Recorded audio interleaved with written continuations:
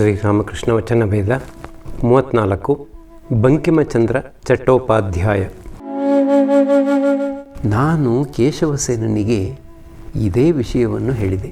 ಕೇಶವಸೇನ ಕೇಳಿದ, ಮಹಾಶಯರೇ, ಪರಲೋಕ ಎಂಬುದು ಇದೆಯೇ? ನಾನು ಯಾವ ಒಂದು ನಿರ್ದಿಷ್ಟ ಉತ್ತರವನ್ನೂ ಕೊಡಲಿಲ್ಲ. ಹೇಳಿದೆ, ಕುಂಬಾರರು ಮಡಕೆಗಳನ್ನು ಬಿಸಿಲಿಗೆ ಇಡುತ್ತಾರೆ, ಹಸಿಯದು ಬೆಂದದ್ದು ಎರಡನ್ನೂ ಇಡುತ್ತಾರೆ. ಅಕಸ್ಮಾತ್ತಾಗಿ ದನಕರುಗಳು ಅವನ್ನು ಒಮ್ಮೊಮ್ಮೆ ತುಳಿದು ಬಿಡುತ್ತವೆ. ಬೆಂದ ಮಡಕೆಗಳು ಒಡೆದು ಹೋಗಿದ್ದರೆ ಕುಂಬಾರರು ಅವನ್ನು ಬಿಸಾಡಿ ಬಿಡುತ್ತಾರೆ.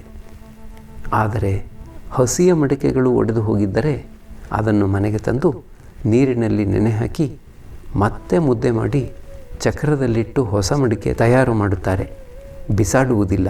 ಅದಕ್ಕಾಗಿ ನಾನು ಕೇಶವನಿಗೆ ಹೇಳಿದೆ, ಎಲ್ಲಿಯವರೆಗೆ ನೀನು ಹಸಿಯಾಗಿ ಇರುವೆಯೋ ಅಲ್ಲಿಯವರೆಗೆ ಕುಂಬಾರ ನಿನ್ನನ್ನು ಬಿಡ. ಎಲ್ಲಿಯವರೆಗೆ ನೀನು ಜ್ಞಾನವನ್ನು ಪಡೆದುಕೊಳ್ಳುವುದಿಲ್ಲವೋ, ಎಲ್ಲಿಯವರೆಗೆ ನೀನು ಭಗವಂತನ ದರ್ಶನವನ್ನು ಪಡೆದುಕೊಳ್ಳುವುದಿಲ್ಲವೋ ಅಲ್ಲಿಯವರೆಗೆ ಕುಂಬಾರ ಮತ್ತೆ ಮತ್ತೆ ನಿನ್ನನ್ನು ಚಕ್ರಕ್ಕೆ ಹಾಕುತ್ತಲೇ ಇರುತ್ತಾನೆ, ಬಿಡುವುದಿಲ್ಲ. ಅಂದರೆ ಮತ್ತೆ ಮತ್ತೆ ಜನ್ಮವೆತ್ತಬೇಕಾಗುತ್ತದೆ, ತಪ್ಪಿಸಿಕೊಳ್ಳುವಂತೆಯೇ ಇಲ್ಲ. ಆತನ ಸಾಕ್ಷಾತ್ಕಾರ ಪಡೆದುಕೊಂಡು ಬಿಟ್ಟರೆ ಆಗ ಮುಕ್ತಿ ದೊರಕುತ್ತದೆ. ಆಗ ಕುಂಬಾರ ಬಿಟ್ಟು ಬಿಡುತ್ತಾನೆ. ಏಕೆಂದರೆ ಆಗ ನೀನು ಈ ಮಾಯಾ ಸೃಷ್ಟಿ ರಚನೆಯಲ್ಲಿ ಯಾವ ಕೆಲಸಕ್ಕೂ ಬಾರದವನಾಗುತ್ತೀಯೆ. ಜ್ಞಾನಿ ಮಾಯೆಯ ಮಿತಿಯನ್ನು ದಾಟಿ ಹೋಗಿಬಿಟ್ಟಿರುತ್ತಾನೆ. ಆದ್ದರಿಂದ ಈ ಮಾಯಾ ಸಂಸಾರದಲ್ಲಿ ಆತನಿಗೆ ಮತ್ತೇನು ಕೆಲಸ? ಆದರೆ ಕೆಲಕಾಲ ಜ್ಞಾನಿಗಳನ್ನು ಲೋಕಶಿಕ್ಷಣಾರ್ಥವಾಗಿ ಭಗವಂತ ಈ ಮಾಯಾ ಸಂಸಾರದಲ್ಲಿ ಇಡುತ್ತಾನೆ. ಅವರು ಈ ಕಾರ್ಯಕ್ಕಾಗಿ ವಿದ್ಯಾಮಾಯೆಯ ಸಹಾಯ ತೆಗೆದುಕೊಳ್ಳುತ್ತಾರೆ. ಭಗವಂತನೇ ತನ್ನ ಸ್ವಕಾರ್ಯಕ್ಕಾಗಿ ಇವರನ್ನು ಈ ಜಗತ್ತಿನಲ್ಲಿ ಇಟ್ಟಿರುತ್ತಾನೆ. ಉದಾಹರಣೆಗಾಗಿ ಶುಕದೇವ ಶಂಕರಾಚಾರ್ಯರು ಬಂಕಿಮನಿಗೆ, ಒಳ್ಳೆಯದು, ನೀನು ಏನು ಹೇಳುತ್ತೀಯೇ? ಮನುಷ್ಯನ ಕರ್ತವ್ಯ ಏನು?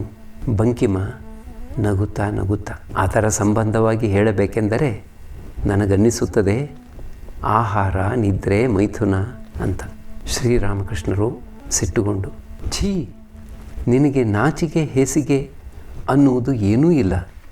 ನೀನು ಹಗಲು ರಾತ್ರಿ ಏನು ಮಾಡುತ್ತಿದ್ದೀಯೋ ಅದೇ ನಿನ್ನ ಬಾಯಿಂದ ಹೊರಬೀಳುತ್ತದೆ. ಜನ ಏನು ತಿನ್ನುತ್ತಾರೋ ಅದನ್ನೇ ತೇಗುತ್ತಾರೆ. ಮೂಲಂಗಿ ತಿಂದರೆ ಮೂಲಂಗಿ ವಾಸನೆಯ ತೇಗು ಬರುತ್ತದೆ.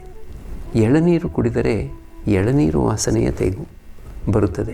ಹಗಲು ಇರಳು ನೀನು ಕಾಮಕಾಂಚನದ ಮಧ್ಯೆ ಬಿದ್ದಿದ್ದೀಯೆ.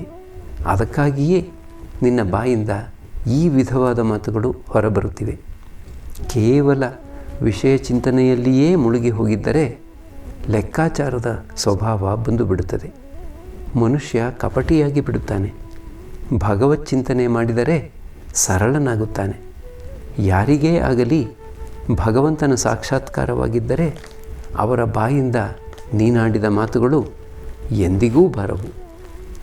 ಭಗವತ್ ಚಿಂತನೆ ಮಾಡದೆ ಬರೀ ಪಾಂಡಿತ್ಯ ಗಳಿಸಿಕೊಂಡು ಬಿಟ್ಟರೆ ಏನಾಯಿತು? ವಿವೇಕ ವೈರಾಗ್ಯವಿಲ್ಲದಿದ್ದರೆ ಏನಾಯಿತು?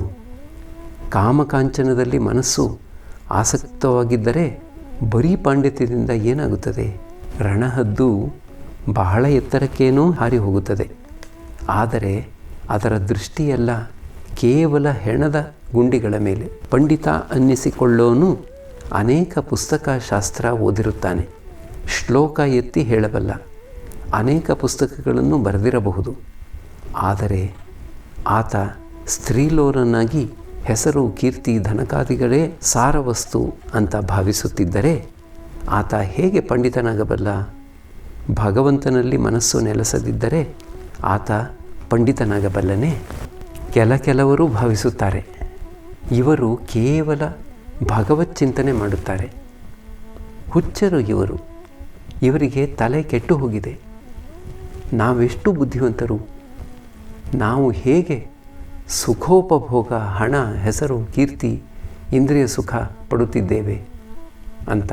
ಕಾಗೆಯೂ ಭಾವಿಸುತ್ತದೆ ತಾನೂ ಬಹಳ ಬುದ್ಧಿಶಾಲಿ ಹಕ್ಕಿ ಅಂತ. ಆದರೆ ಅದು ಬೆಳಗ್ಗೆ ಏಳುವುದೇ ತಡ, ಒಡನೆಯೇ ಹೋಗಿ ಪರರ ಹೇಸಿಗೆ ತಿಂದೇ ಸಾಯುತ್ತದೆ. ನೋಡಿಲ್ಲವೇ, ಕಾಗೆ ಎಷ್ಟು ಬಿಂಕದಿಂದ ನಡೆಯುತ್ತದೆ ಎಂಬುದನ್ನು ಬಹಳ ಬುದ್ಧಿಶಾಲಿ ಹಕ್ಕಿಯೇ. ಎಲ್ಲರೂ ನಿಶ್ಶಬ್ದರಾಗಿ ಕುಳಿತಿದ್ದಾರೆ. ಪರಮಹಂಸರು ಮತ್ತೆ ತಮ್ಮ ಮಾತು ಮುಂದುವರಿಸಿದರು. ಯಾರು ಭಗವತ್ ಚಿಂತನೆ ಮಾಡುತ್ತಾರೋ, ಯಾರು ವಿಷಯಗಳಲ್ಲಿ ಆಸಕ್ತಿ, ಕಾಮಕಾಂಚನದಲ್ಲಿ ಆಸಕ್ತಿ ತೊಲಗಿ ಹೋಗಲು ಹಗಲೂ ಇರಲು ಭಗವಂತನ ಪ್ರಾರ್ಥನೆ ಮಾಡುತ್ತಾರೋ, ಯಾರಿಗೆ ವಿಷಯ ರಸ ಕಹಿಯಾಗಿ ತೋರುವುದೋ, ಯಾರಿಗೆ ಹರಿಪಾದ ಪದ್ಮಸುಧೆ ಹೊರತು ಬೇರೆ ಏನೂ ರುಚಿಸದೋ ಅಂಥವರ ಸ್ವಭಾವ ಹಂಸ ಪಕ್ಷಿಯ ಹಾಗೆ ಆಗಿಬಿಟ್ಟಿರುತ್ತದೆ. ಹಂಸದ ಎದುರು ನೀರು ಬೆರೆಸಿದ ಹಾಲನ್ನು ಇಡಿ, ಅದು ನೀರನ್ನು ಬಿಟ್ಟು ಹಾಲನ್ನು ಕುಡಿದು ಬಿಡುತ್ತದೆ. ಅದರ ನಡೆಯನ್ನು ನೀನು ನೋಡಿಲ್ಲವೇನು? ಅದು ನೇರವಾಗಿ ಮುಂದಕ್ಕೆ ಮುಂಬರಿದು ಬಿಡುತ್ತದೆ. ಶುದ್ಧ ಭಕ್ತರ ನಡೆಯೂ ಕೇವಲ ಭಗವಂತನ ಕಡೆಗೆ. ಅವರಿಗೆ ಬೇರೆ ಏನೂ ಬೇಕಾಗಿಲ್ಲ, ಅವರಿಗೆ ಬೇರೆ ಯಾವುದೂ ರುಚಿಸದು. ದಯಾರ್ದ್ರ ಹೃದಯದಿಂದ ಬಂಕಿಮನಿಗೆ, ಮನಸ್ಸಿಗೇನೂ ತಿಳಿದುಕೊಳ್ಳಬೇಡ ಬಂಕಿಮ. ಮಹಾಶಯರೇ, ನಾನು ತಮ್ಮಿಂದ ಸಿಹಿ ಮಾತನ್ನು ಕೇಳಲು ಮಾತ್ರವೇ ಬರಲಿಲ್ಲ. ಶ್ರೀರಾಮಕೃಷ್ಣರು ಬಂಕಿಮನಿಗೆ, ಕಾಮಕಾಂಚನವೇ ಸಂಸಾರ, ಇದರ ಹೆಸರೇ ಮಾಯೆ ಎನ್ನುವುದು. ಅದು ಆತನ ದರ್ಶನ ಪಡೆಯಲು, ಆತನ ಚಿಂತನೆ ಮಾಡಲು ಬಿಟ್ಟುಕೊಡಲಲ್ಲದು. ಒಂದೆರಡು ಮಕ್ಕಳಾದ ನಂತರ ಹೆಂಡತಿಯೊಡನೆ ಅಣ್ಣ ತಂಗಿಯರ ಹಾಗೆ ವಾಸಿಸಬೇಕು ಮತ್ತು ಆಕೆಯೊಡನೆ ಸರ್ವದಾ ಭಗವಂತನ ವಿಷಯವನ್ನೇ ಮಾತನಾಡಬೇಕು. ಹಾಗೆ ಮಾಡುವುದಾದರೆ ಇಬ್ಬರ ಮನಸ್ಸೂ ಆತನ ಕಡೆ ಹರಿಯುತ್ತದೆ. ಹೆಂಡತಿ ಭಗವಂತನ ಸಾಕ್ಷಾತ್ಕಾರ ಪಡೆಯಲು ಸಹಾಯಕಳಾಗುತ್ತಾಳೆ. ಪಶುಭಾವ ನಾಶವಾಗದೇ ಇದ್ದರ ಹೊರತು ಭಗವಂತನ ಆನಂದದ ಸವಿಯನ್ನು ಸವಿಯಲಾಗುವುದಿಲ್ಲ. ಪಶುಭಾವ ಹೃದಯವನ್ನು ಬಿಟ್ಟು ತೊಲಗಿ ಹೋಗುವಂತೆ ಭಗವಂತನಿಗೆ ಪ್ರಾರ್ಥನೆ ಮಾಡಬೇಕು. ವ್ಯಾಕುಲ ಚಿತ್ತದಿಂದ ಪ್ರಾರ್ಥನೆ ಮಾಡಬೇಕು. ಅಂತರ್ಯಾಮಿ ನಾವು ಹೃತ್ಪೂರ್ವಕವಾಗಿ ಪ್ರಾರ್ಥನೆ ಮಾಡಿದ್ದೇ ಆದರೆ ಆತ ಕೇಳಿಯೇ ಕೇಳುತ್ತಾನೆ. ಮತ್ತೆ ಕಾಂಚನ, ನಾನು ಪಂಚವಟಿಯ ಹತ್ತಿರ ಗಂಗೆಯ ದಡದಲ್ಲಿ ಕುಳಿತು ರೂಪಾಯಿ ಮಣ್ಣೇ ಮಣ್ಣೇ ರೂಪಾಯಿ ಅಂತ ಹೇಳಿ ಅವನ್ನು ನೀರಿನಲ್ಲಿ ಬಿಸಾಡಿಬಿಟ್ಟೆ. ಬಂಕಿಮ, ದುಡ್ಡು ಅನ್ನೋದು ಮಣ್ಣೇ ಮಹಾಶಯರೇ. ಕೈಯಲ್ಲಿ ಒಂದು 4 ಕಾಸು ಇದ್ದರೆ ಬಡಬಗ್ಗರಿಗೆ ದಾನ ಮಾಡಬಹುದು. ದುಡ್ಡು ಅನ್ನೋದು ಮಣ್ಣಿಗೆ ಸರಿಸಮಾನವಾಗಿದ್ದ ಪಕ್ಷದಲ್ಲಿ ದಯೆ ತೋರಿಸುವುದಕ್ಕೆ, ಪರೋಪಕಾರ ಮಾಡುವುದಕ್ಕೆ ಆಗುವುದಿಲ್ಲವಲ್ಲ. ಶ್ರೀರಾಮಕೃಷ್ಣರು ಬಂಕಿಮನಿಗೆ, ದಯೆ, ಪರೋಪಕಾರ ಮಾಡುತ್ತೇನೆ ಅಂತ ಹೇಳಬೇಕಾದರೆ ನಿನಗೆ ಎಷ್ಟೊಂದು ಎದೆಗಾರಿಕೆ ಇರಬೇಕು. ಮನುಷ್ಯ ಅಷ್ಟೊಂದು ಜಂಬ ಕೊಚ್ಚಿಕೊಳ್ಳುತ್ತಾನೆ. ಆತ ನಿದ್ರಿಸುತ್ತಿರುವಾಗ ಯಾರಾದರೂ ಬಂದು ನಿಂತು ಆತನ ಬಾಯಲ್ಲಿ ಒಂದಕ್ಕೆ ಹೋಗಿಬಿಟ್ಟರೂ ಅದು ಅವನಿಗೆ ಗೊತ್ತೇ ಆಗದು. ಆತನ ಬಾಯಿಂದ ಅದು ತುಂಬಿ ಹರಿಯುತ್ತಿದ್ದರೂ ಸರಿಯೇ, ಅದು ಗೊತ್ತಾಗದು. ಆಗ ಆತನ ಅಹಂಕಾರ, ಅಭಿಮಾನ, ದರ್ಪ ಇವೆಲ್ಲ ಎಲ್ಲಿಗೆ ಹೋಗಿರುತ್ತವೆ? ಸನ್ಯಾಸಿ ಕಾಮಕಾಂಚನ ತ್ಯಾಗ ಮಾಡಲೇಬೇಕು. ಆತ ಮತ್ತೆ ಅವನ್ನು ಸ್ವೀಕರಿಸಲಾಗುವುದಿಲ್ಲ. ಉಗುಳಿಬಿಟ್ಟ ಉಗುಳನ್ನು ಮತ್ತೆ ತೆಗೆದು ನುಂಗಬಾರದು. ಸನ್ಯಾಸಿ ಯಾರಿಗಾದರೂ ಏನನ್ನಾದರೂ ಕೊಟ್ಟರೆ ಅದನ್ನು ತಾನು ಕೊಡುತ್ತಿದ್ದೇನೆ ಅಂತ ಆತ ಭಾವಿಸೋದಿಲ್ಲ. ದಯೆ ತೋರುವುದು ಭಗವಂತನ ಹಕ್ಕು. ಮನುಷ್ಯ ದಯೆ ತೋರಲೆಂದಾದೀತು ದಾನ ಮುಂತಾದವು ಆತನ ಇಚ್ಛೆಗನುಸಾರ ಮಾತ್ರ ಸಾಧ್ಯ. ನಿಜವಾದ ಸನ್ಯಾಸಿ ಆಂತರಿಕವಾಗಿಯೂ ತ್ಯಾಗ ಮಾಡುತ್ತಾನೆ, ಬಾಹ್ಯವಾಗಿಯೂ ತ್ಯಾಗ ಮಾಡುತ್ತಾನೆ. ಯಾರು ಬೆಲ್ಲ ತಿನ್ನೋದಿಲ್ಲವೋ ಆತ ತನ್ನ ಹತ್ತಿರ ಅದನ್ನು ಇಟ್ಟುಕೊಂಡಿರುವುದೂ ಒಳ್ಳೆಯದಲ್ಲ. ಆತ ತನ್ನ ಹತ್ತಿರ ಬೆಲ್ಲ ಇಟ್ಟುಕೊಂಡು ಅದನ್ನು ತಿನ್ನುವುದಿಲ್ಲ ಎಂದು ಹೇಳಿದರೆ ಜನ ನಂಬುವುದಿಲ್ಲ. ಸಂಸಾರಿಗಳಿಗೆ ದುಡ್ಡಿನ ಅವಶ್ಯಕತೆ ಇದೆ. ಏಕೆಂದರೆ ಆತನಿಗೆ ಹೆಂಡತಿ ಮಕ್ಕಳಿದ್ದಾರೆ. ಅವರ ಪೋಷಣೆಗಾಗಿ ಆತ ದುಡ್ಡು ಕೂಡಿಡಬೇಕಾಗುತ್ತದೆ. ಕೇವಲ ಸನ್ಯಾಸಿ ಮತ್ತು ಹಕ್ಕಿ ಕೂಡಿಡುವುದಿಲ್ಲ. ಆದರೆ ಹಕ್ಕಿಗೆ ಮರಿಯಾದಾಗ ಅದಕ್ಕೆ ಅದು ಕೊಕ್ಕಿನಲ್ಲಿ ಆಹಾರ ಶೇಖರಿಸಿಕೊಂಡು ತರುತ್ತದೆ. ಆಗ ಅದು ಸಂಚಯ ಮಾಡಬೇಕಾಗುತ್ತದೆ. ಪರಿವಾರದ ರಕ್ಷಣೆ ಮಾಡಬೇಕಾಗಿರುವುದರಿಂದ ಸಂಸಾರಿಗೆ ದುಡ್ಡಿನ ಅವಶ್ಯಕತೆ ಇದೆ.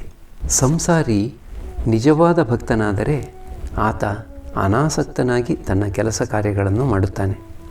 ತನ್ನ ಕರ್ಮದ ಫಲ ಲಾಭದಾಯಕವಾಗಿದ್ದರೂ ಸರಿಯೇ, ನಷ್ಟದಾಯಕವಾಗಿದ್ದರೂ ಸರಿಯೇ, ಸುಖದಾಯಕವಾಗಿದ್ದರೂ ಸರಿಯೇ, ದುಃಖದಾಯಕವಾಗಿದ್ದರೂ ಸರಿಯೇ, ಎಲ್ಲವನ್ನೂ ಭಗವಂತನಿಗೆ ಅರ್ಪಿಸಿಬಿಡುತ್ತಾನೆ. ಹಗಲಿರುಳು ಭಕ್ತಿಗಾಗಿ ಪ್ರಾರ್ಥನೆ ಮಾಡುತ್ತಾನೆ. ಆತ ಬೇರೆ ಯಾವುದಕ್ಕೂ ಪ್ರಾರ್ಥನೆ ಮಾಡುವುದಿಲ್ಲ. ಇದಕ್ಕೆ ನಿಷ್ಕಾಮ ಕರ್ಮ ಅಂತ ಹೆಸರು. ಅಂದರೆ ಅನಾಸಕ್ತಿಯಿಂದ ಕೆಲಸ ಮಾಡುವುದು. ಸನ್ಯಾಸಿಯು ಎಲ್ಲ ಕೆಲಸಗಳನ್ನು ನಿಷ್ಕಾಮ ಭಾವನೆಯಿಂದ ಮಾಡಬೇಕು. ಆದರೆ ಆತ ಸಂಸಾರಿಗಳ ಹಾಗೆ ಪ್ರಾಪಂಚಿಕ ಕರ್ಮಗಳನ್ನು ಮಾಡಬೇಕಾಗಿರುವುದಿಲ್ಲ. ಸಂಸಾರಿ ನಿಷ್ಕಾಮ ಭಾವನೆಯಿಂದ ಯಾರಿಗಾದರೂ ದಾನ ಮಾಡಿದರೆ ಅದು ತನ್ನ ಉಪಕಾರಕ್ಕಾಗಿಯೇ ವಿನ ಪರರ ಉಪಕಾರಕ್ಕಲ್ಲ. ಸರ್ವಭೂತಗಳಲ್ಲಿಯೂ ಭಗವಂತನು ಇರುವುದರಿಂದ ಆತನ ಸೇವೆ ಮಾಡಿದಂತೆಯೇ ಆಗುತ್ತದೆ. ಹರಿಯ ಸೇವೆ ಮಾಡಿದರೆ ಅದು ತನಗೇ ಉಪಕಾರ ಮಾಡಿಕೊಂಡಂತಾಗುವುದೇ ವಿನ ಪರರಿಗಲ್ಲ. ಸರ್ವಭೂತಗಳಲ್ಲಿಯೂ ಬರೀ ಮನುಷ್ಯನಷ್ಟೇ ಅಲ್ಲ, ಎಲ್ಲ ಜೀವಜಂತುಗಳಲ್ಲಿಯೂ ಹರಿಯ ಸೇವೆ ಯಾರೇ ಆಗಲಿ ಮಾಡಿದರೆ ಮತ್ತು ಆತನಿಗೆ ಹೆಸರು ಬೇಕಾಗದೆ, ಕೀರ್ತಿ ಬೇಕಾಗದೆ, ಸತ್ತ ಬಳಿಕ ಸ್ವರ್ಗಕ್ಕೆ ಹೋಗಬೇಕು ಎಂಬ ಇಚ್ಛೆ ಇಲ್ಲದೆ ಇದ್ದರೆ, ಯಾರಿಗೆ ಸೇವೆ ಮಾಡುತ್ತಿದ್ದಾನೋ ಅವರಿಂದ ಯಾವ ಪ್ರತಿಫಲವನ್ನೂ ಅಪೇಕ್ಷಿಸದೇ ಇದ್ದರೆ ಮತ್ತು ಇದೇ ಮೊದಲಾದ ರೀತಿಯಾಗಿ ಸೇವೆ ಮಾಡಿದರೆ ಆತ ಯಥಾರ್ಥ ನಿಷ್ಕಾಮ ಕರ್ಮವನ್ನು, ಅನಾಸಕ್ತ ಕರ್ಮವನ್ನು ಮಾಡಿದಂತೆ ಆಗುತ್ತದೆ. ಕರ್ಮಯೋಗ ಅನ್ನುವುದು ಇದೆ. ಈ ಕರ್ಮಯೋಗ ಭಗವಂತನನ್ನು ಪಡೆಯುವುದಕ್ಕೆ ಒಂದು ಮಾರ್ಗ, ಆದರೆ ಬಹಳ ಕಠಿಣವಾದದ್ದು, ಕಲಿಯುಗಕ್ಕೆ ಅನುಗುಣವಾದದ್ದಲ್ಲ. ಅದಕ್ಕಾಗಿಯೇ ನಾನು ಹೇಳುವುದು, ಯಾರು ಅನಾಸಕ್ತಿಯಿಂದ ಈ ವಿಧವಾಗಿ ಕರ್ಮ ಮಾಡುತ್ತಾನೋ, ಯಾರು ದಯಾಪರನೋ ಮತ್ತು ದಾನಿಯೋ ಆತ ತನಗೆ ಶ್ರೇಯಸ್ಸು ತಂದುಕೊಡುತ್ತಾನೆ. ಯಾರು ಜೀವರಿಗಾಗಿ ಚಂದ್ರ, ಸೂರ್ಯ, ತಂದೆ, ತಾಯಿ, ಹೂವು, ಹಣ್ಣು, ಧಾನ್ಯ ಸೃಷ್ಟಿಸಿದ್ದಾನೋ ಆ ಭಗವಂತನೇ ಪರರಿಗೆ ಉಪಕಾರ ಮಾಡಲು, ಪರರಿಗೆ ಶ್ರೇಯಸ್ಸನ್ನು ತರಲು ಹಕ್ಕುದಾರ. ತಾಯಿ ತಂದೆಗಳಲ್ಲಿ ಕಾಣಬರುವ ಒಲುಮೆ ಅದು ಆತನಿಗೆ ಸೇರಿದುದೇ. ಜೀವರಕ್ಷಣೆಗಾಗಿಯೇ ಆತ ಅದನ್ನು ಅವರಿಗೆ ಕೊಟ್ಟಿದ್ದಾನೆ. ದಯಾಳುವಿನಲ್ಲಿ ಕಾಣಬರುವ ದಯೆ ಆತನದೇ.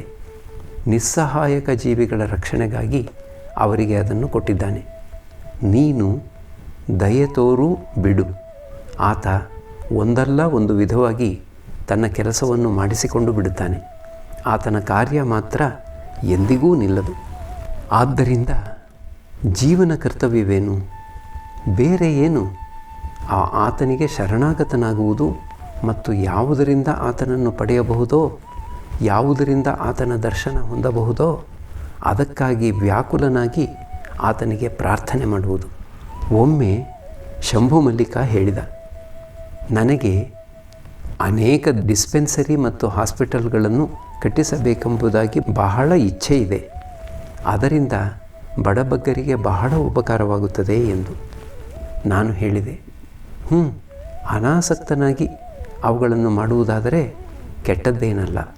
ಆದರೆ ಭಗವಂತನಲ್ಲಿ ನಿಜವಾಗಿ ಪ್ರೀತಿ ಉಂಟಾಗದೇ ಇದ್ದರೆ ಅನಾಸಕ್ತನಾಗುವುದು ಬಹಳ ಕಠಿಣ. ಜೊತೆಗೆ ಅನೇಕ ಕಾರ್ಯಗಳನ್ನು ಗಂಟು ಹಾಕಿಕೊಂಡರೆ ನಮಗೆ ಗೊತ್ತಾಗದ ರೀತಿಯಲ್ಲಿ ಯಾವ ದಿಕ್ಕಿನಿಂದಲೋ ಆಸಕ್ತಿ ಹೃದಯವನ್ನು ಹೊಕ್ಕಿಬಿಡುತ್ತದೆ. ನೀನು ಭಾವಿಸಬಹುದು, ನಿಷ್ಕಾಮ ಭಾವನೆಯಿಂದ ಕೆಲಸ ಮಾಡುತ್ತಿದ್ದೇನೆ ಅಂತ. ಆದರೆ ಆಗಲೇ ಹೃದಯದಲ್ಲಿ ಕೀರ್ತಿ ಸಂಪಾದಿಸುವ ಇಚ್ಛೆ ಬಂದು ಬಿಟ್ಟಿರಬಹುದು, ಹೆಸರುವಾಸಿ ಆಗುವ ಇಚ್ಛೆ ಬಂದು ಬಿಟ್ಟಿರಬಹುದು. ಇದೂ ಅಲ್ಲದೆ ಹೆಚ್ಚು ಕರ್ಮಗಳನ್ನು ಗಂಟು ಹಾಕಿಕೊಂಡರೆ ಅವುಗಳ ಒತ್ತಡದಲ್ಲಿ ಭಗವಂತನನ್ನು ಮರೆತು ಬಿಡುತ್ತೀಯೇ. ಆತನಿಗೆ ಮತ್ತೆ ಹೇಳಿದೆ, ಶಂಭು, ನಿನಗೆ ಒಂದು ಪ್ರಶ್ನೆ ಹಾಕಬೇಕೆಂದಿದ್ದೇನೆ. ಒಂದು ಪಕ್ಷ ಭಗವಂತ ನಿನಗೆ ದರ್ಶನ ಕೊಟ್ಟರೆ ನಿನಗೆ ಆತ ಬೇಕೋ ಅಥವಾ ಕೆಲವು ಹಾಸ್ಪಿಟಲ್ ಡಿಸ್ಪೆನ್ಸರಿಗಳು ಬೇಕೋ? ಆತ ದೊರೆತು ಬಿಟ್ಟದೇ ಆದರೆ ಆಗ ಬೇರೆ ಏನೂ ಬೇಕಾಗದು.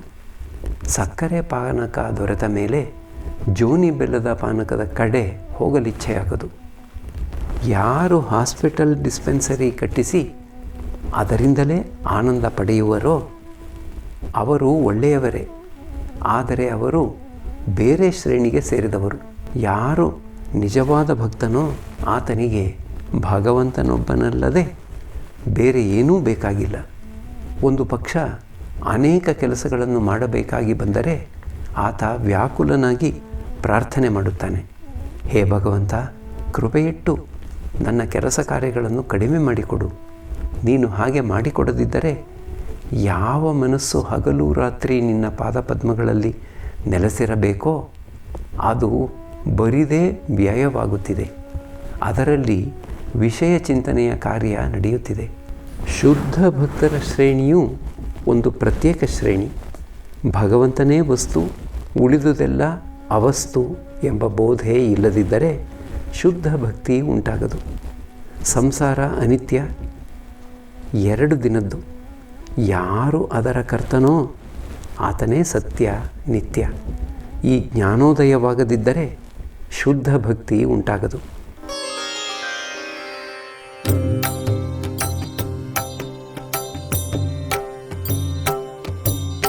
ಶ್ರೀರಾಮ ಕೃಷ್ಣ ಮಂಗಲಕಾರಿ, ಶ್ರೀರಾಮ ಕೃಷ್ಣ ಮಂಗಲಕಾರಿ, ಶ್ರೀರಾಮ ಕೃಷ್ಣ ಮಂಗಲಕಾರಿ, ಶ್ರೀರಾಮ ಕೃಷ್ಣ ಮಂಗಲಕಾರಿ. ನಮೋ ನಾರಾಯಣ ಭವದುಃಖಹಾರಿ.